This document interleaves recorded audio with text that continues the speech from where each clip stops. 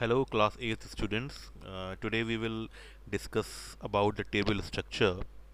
A table is a combination of row and columns, and columns are called as fields and rows are called as records. Every column or every field has a data type. It could be text, it could be number, it could be memo. A data type defines that what type of data would be entered in a field. A name field may have a text data type, or salary field may have a number data type like this. So we will learn about different data types here.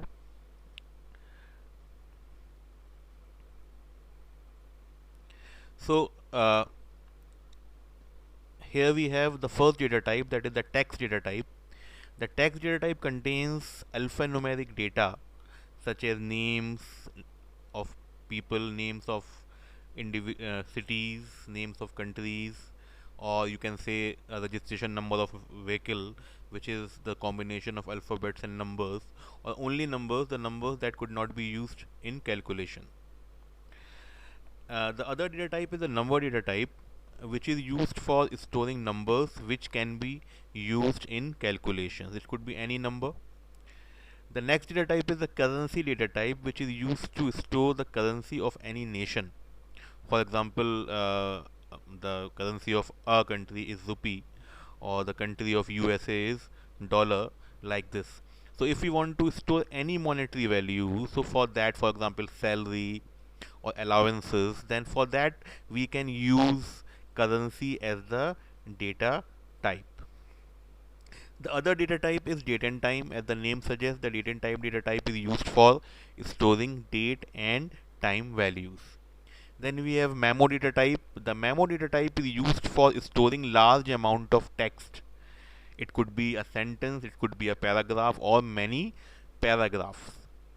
Then the last type data type is the logical data type, which can store the values in true or false, or yes or no, where they are also called as Boolean data. So now please note down some questions. That is, the first question is, what is the table structure? Next is, what is the difference between the text and the memo data type? And then the last one is, what is the use of currency data type? Thank you. So here students, we can look at the table structure. So here is the structure of the table, where the first column is admission number, field name, the second column is data type, and the third column is description. So in the field name, you can see the different field names are given: admission number, name, date of birth, and fee. The second, the data type, where the data types are given as number, text, date and time, and currency. And third column is description, where you may write something about the field name, but it is optional, you may leave it blank also. So here you can see the admission number is assigned a data type number, and name field is assigned a data type text, and the date of birth is assigned a data type date and time, and fee is assigned a data type currency.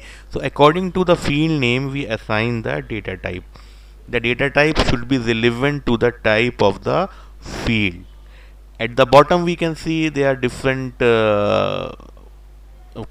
these rows are given, and these rows contains different properties of the data types, such as format, decimal. So these properties we will discuss later, but for now you must remember that this is the structure of the table, which has three columns. The first column is the field name, the second column is data type, and third column is description.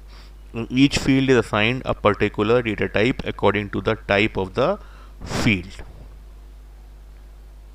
Thank you.